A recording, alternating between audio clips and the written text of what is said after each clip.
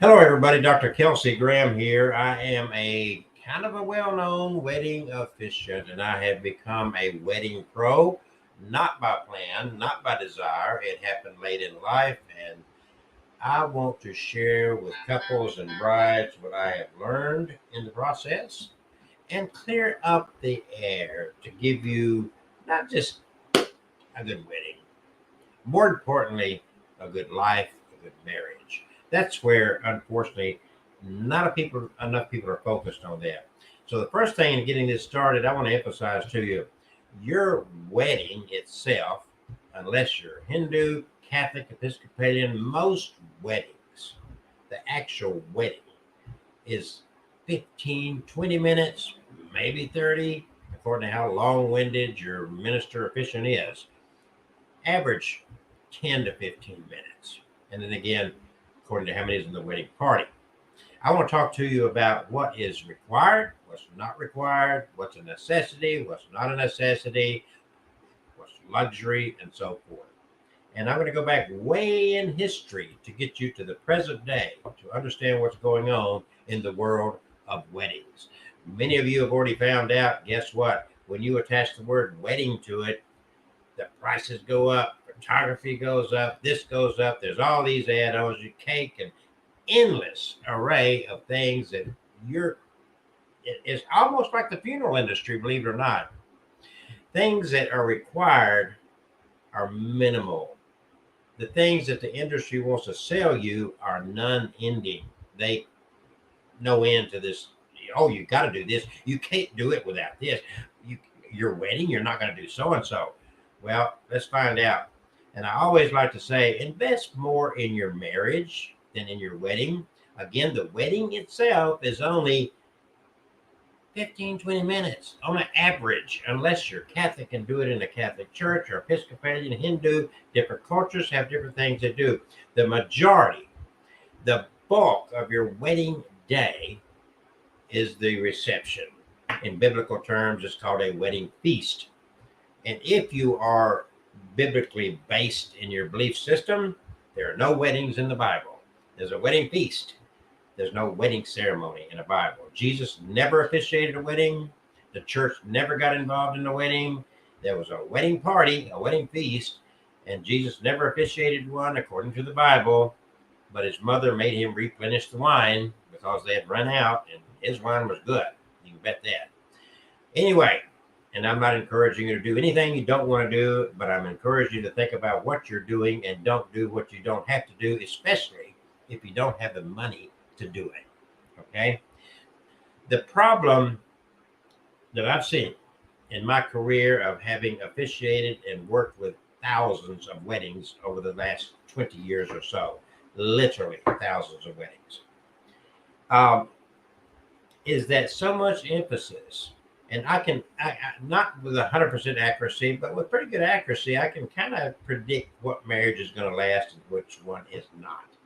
Number one is you can look these figures up, but if you want to find the highest statistics of failed marriages, you can judge that by the size of their wedding. The larger the wedding, the higher the possibility of a divorce, the marriage ending. That's just something you can't argue. It doesn't mean that if you have a big wedding, your marriage is going to end. It's just that that is the area of weddings that creates the most divorces. And I blame that on priorities. Okay. The average wedding in Alabama as of last year was in the $20,000 to $25,000 range, and that only include, like the venue, the basic things. It does not include the ring. It does not include the dress. It does not include things like that. So that's a base price for an average wedding in Alabama last year was $20,000 to $25,000. It's a lot of money for a one-day affair. It's the biggest party that most people ever throw in their lives. If you go back in the history of weddings, the first thing I want you to think about, I think you should think about as you enter into this world of my wedding, it's not a competition. It's not to outdo. If you start your life with that outdo program, my wedding is better than your wedding, look at what I did at my wedding and that sort of thing, your priorities are skewed, your focus is skewed, and your thinking is wrong, period. Uh, a lot of people have this vision of a wedding and so forth. So in Alabama, to create a legal marriage, none of the above is required. Remember that, first of all, the law in Alabama changed in August of 2019. You don't need a ceremony. All you need is to go to Alabama Department of Health, Vital Records, marriage certificate, fill out a PDF form, print it out, and have your signatures notarized on that document. And then within 30 days of that, file it with any probate court in Alabama. You're married. You can do that at home. You can do it sitting in a Waffle House. You can do it. You don't have to say I do. You don't have to repeat vows. You don't have to do any of that. My parents got married in a courthouse. Nobody there but the judge and somebody to witness it back in those days. Um, no family, no pictures. They did not have one picture of their marriage. They didn't have a wedding cake, first dances. None of that stuff existed for them. They stayed together to the day they died. Okay. So again, all this stuff that we put into weddings does not solidify your marriage, does not create your marriage, does not make your marriage last. It is peripheral stuff for show. That's it. Nothing wrong with it. I'm not suggesting there is anything wrong with it, but when you get in the mode of you're putting yourself in a situation to where you're getting into your life together in debt, you're spending money needlessly, you're looking for trouble in your relationship, you're burdening your marriage. You're allowing your wedding to burden your marriage. Okay? I want you to think about that long and hard. You and I, and everyone here on this planet today came from thousands of years of couples getting together in a relationship without photography, without flowers, without a wedding dress, without a ceremony, without any of this stuff that we think we've got to have. There were no photo booths, there were no gift tables, none of that stuff, no tuxes, none of that stuff. The bride, if they had any kind of a little formal affair, the bride would simply pull out her best dress out of the closet. They were more frugal, they were more practical throughout most of history. The bride would never have thought of the most expensive dress she ever owned, only got wore once. That would never have been a thought throughout most of history. These are recent things in the history of the human. Again, if it doesn't burden you, I'm just trying to level out the playing ground here so that people understand. I'll see on social media people reaching out and saying, I need a budget-minded DJ. It's like, no, you don't even need a DJ. If you can't afford it, you don't need it. This is where we in our 21st century have gotten totally overboard with everything we do. I need so-and-so. First of all, distinguish between a need and a want. You do not need a photographer. You do not need flowers. You don't need a special dress. You do not need a cake. You do not need any of those things. The reality of all this, going back through the history and even today, and I tell all my couples this, marriage is formed here. Marriage is not formed with a piece of paper. Marriage is not formed with a ceremony. Marriage is not formed with a prayer. None of those things creates a marriage. Me standing up in front of a couple and their guest and doing a ceremony and they hold hands and exchange rings and share vows, none of that creates the marriage. It's already happened. Everything you're doing at that wedding is a public declaration of what's already taken place in your heart. That is the reality. Throughout history, there was no marriage certificate. There's no marriage license. You didn't go to the state or church to have your marriage sanctioned by state or church. It was a family thing. That is through most of history. changed over a period of time. So, no, you do not need a special dress. You do not need a special tux. You do not need makeup. You do not need any of those things. You have a desire, you have a want for those things. None of those things secures the lasting marriage. None of those things creates the marriage.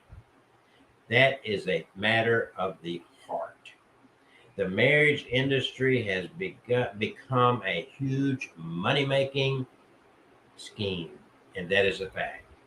Why is it only the bride gets the engagement ring? Because going back in history, man would indeed claim his property by putting something on her to say, she's mine, she's not available to you. At one point in time, it was a simple twig or something off a plant that they would twist around her finger.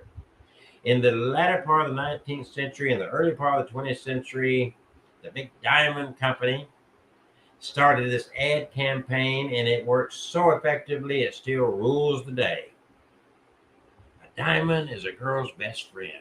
So now everybody feels obligated to get their girl a diamond. I'm going to prove my love to this girl by spending money I don't have, going in debt for that ring. Ring doesn't create it, folks. In fact, if you're a Christian, this is pagan.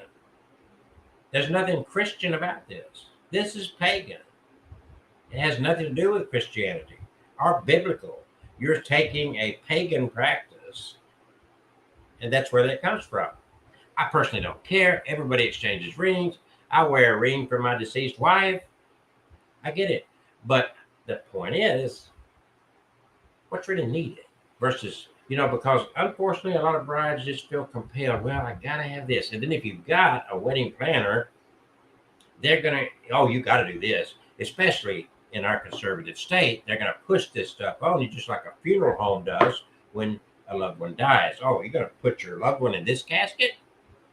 You can't do anything for the loved one. They're dead.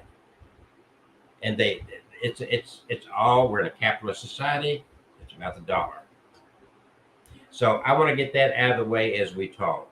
Now, in the price of all these things, does it pay to have a wedding planner? Well, in some cases it may. It's according to how overboard, you may not like that term, that you want to go with your wedding. You look at traditions, and I tell the couples that there's a lot of traditions in weddings, but there are no rules. I don't care what state you're in. There's no rules for a wedding. There's no rule that says you got to dress a certain way. There's no rule that says you got to have a ring. There's no rule that says you got to rent a tux, have flowers, have music, have cake, have dances. None of that's required. It's fine to do so. I encourage you to do so only if you are not burdening your marriage for that one day. For that one day, how much are you going to burden your marriage that you say you want to last till death do you part? So a lot of people are not going to like what I say. A lot of wedding vendors are not going to like what I say. And that's fine, because I am for the couple and I am for the marriage lasting. The marriage is different than the wedding. Okay. So to ease all this pain and all this feeling of angst and just, oh, how am I going to do this? How am I going to do that? And I see all these posts all day long, every day of the year about, I need a budget minded. I'm running out of money, but we need this or we need that. You don't need it. I have married a couple in the booth at a Waffle House in the clothes they wore getting off work. They're just as married as you're going to be after spending this $20,000, $30,000 and wearing fancy dresses and getting photography and all that. I've married a couple in the cab of their 18-wheeler. The only cost they had besides what they tipped me was what they had to pay the state for the piece of paper. They're just as married as you're going to be after this great expense of this one day. That is a fact.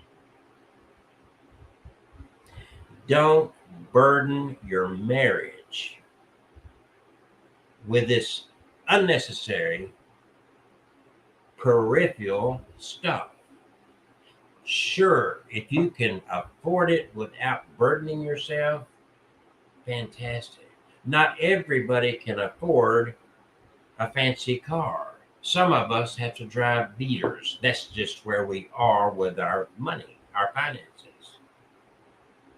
It's not a competition sport as to the dream wedding. I would like to hear the dream marriage instead of the dream wedding. How's that? This wedding is going to last less than a day. Average wedding ceremonies, roughly 20 minutes. The average wedding reception is what? 4 hours on average. And then it's over. You spend a whole day with makeup, hair, photography, dresses, all this stuff. Got to get a cake. Got to do this. Got to do that. I've done weddings where the entire family just chipped in. These girls over here baked some cupcakes or a cake. These people over here did some barbecue on a grill. The girl just pulled out a nice dress, or some even went to a Goodwill and bought one off the rack there for $20. And just as married as you're going to be. Your marriage is what counts. Your marriage is what lasts. Hopefully lasts. The wedding is less than a day with a lot of stress, a lot of headache, a lot of expense. And it's over in a flash. Most people do not go through their marriage going and looking back at pictures. Most people don't go back throughout their marriage and review a video. The honeymoon gets over. They cherish these things for a few months, maybe their first anniversary. The years pass by. The grandkids may look at some of this stuff on occasion. It mostly sits and gathers dust. The dress that you paid all this big money for that you wore for less than one day sits in a closet, never looked at, never worn, may or may not be passed down to a daughter or a granddaughter, but it stays in a plastic bag in a closet for the vast majority of its life, and it's the most expensive dress that you ever purchased. It's nothing wrong with being practical. There's nothing wrong with putting your marriage above your wedding. And so that's the encouragement I give people, because I see all this stress and tension by brides feeling pressured for this, that, and the other. My friends, there are nudist weddings. Literally, people standing up naked, getting married, and they're just as married as you're going to be. I have married a couple in a parking lot, met them in a parking lot of a Dollar General in their work clothes. And the only pictures they got were off of my cell phone. And they're just as married as you're going to be. So this is a balancing act. This is not to discourage people from doing what they can afford to do. This is to balance things out so you don't feel compelled to burden your marriage with less than a day's activity to entertain family and friends, especially when you're going to burden your marriage with that debt. So think about what you're doing. If you have any questions, I'm available. If you can afford this wedding, go for it. Just remember, no matter what you do on this day we call wedding day, it is not going to affect the outcome of your marriage. Unless what you do on that wedding day is a reflection of what your focus is, what your priorities are. Because if that becomes your priority over the marriage itself, then the chances are your marriage may not last or may not be a good marriage. I do offer premarital counseling from the SYMBIS program. A lot of the larger churches use the same program I do. It's called SYMBIS, SYMBIS, Saving Your Marriage Before It Starts. So, my friends, congratulations. You're in love. You're already married. You just don't have the legal part done, and you have not made that public declaration via this wedding in front of your favorite people in the world. Okay? Which would be your family, hopefully, or your friends. And there are untold numbers of people that are out there to serve you as photographers. There's venues, there's all the above, florists. All of these people are there to serve you and take your money and help you make that day as good as you want it. But remember, it's your day. If I'm serving you, it's not my day, it's your day. I'm here to only give you suggestions. I'm not here to tell you what to do. I will give you ideas. At the end of the day, it's your memories, not mine. And for those that don't want a prayer at their wedding ceremony, that's fine. My opinion is that I'm not your mediator between you and Jesus or God. The best prayer that can be given for your marriage is the one you give yourself. And that doesn't mean that I clearly have no issue standing in front of you and your guest and giving a prayer. That's not what I'm saying. I'm just saying that the most important prayer you can give is talking to your God your way at your time, because you don't need me. I have no special connection with your God or any God. I'm just a human like you are, and I'm a public speaker, and I know weddings, and I am going to emphasize that I want it to be a good, stressful day, and I hope that you're not burdening your marriage over a wedding, because I care about marriages more than I do weddings, and I'm good at both. How's that? Congratulations to you. I don't want to take away or dampen your fun. I want to take away the stress, and I don't want you to feel obligated to do anything you cannot afford or do not want to do. I've seen it all. The bride does not have to stand on my right. She can stand on the left. They can have a mixed wedding party. In other words, they can have men and women on both sides. There could be man, woman, man, woman, man, woman, man, woman. It doesn't matter. It does not matter, because in weddings, it's only tradition based. And if you are a Bible based whomever, there's no wedding ceremony there. There's no rules to go by in that holy book. Not a one rule in there to tell you how to perform a wedding. And most of the tradition that you follow in a wedding is based on superstition that has nothing to do with your Bible. And that, my friends, is a fact. So make it a wedding your way that you can afford, and put your marriage above that few hours of that day in your life, and build that relationship solidly throughout your lives together. Let it grow. Let the love remain strong. Keep your priorities straight. Do not burden your lives and your marriage unnecessarily. And that is the advice, the counsel that I would give to all my couples. And again, congratulations. And I hope that everyone has a great relationship and a great, successful, happy marriage. And as I say in a lot of my ceremonies, happiness in a marriage does not just happen. A good marriage has to be created. And you work on the marriage the rest of your life. Congratulations and best wishes to all of you.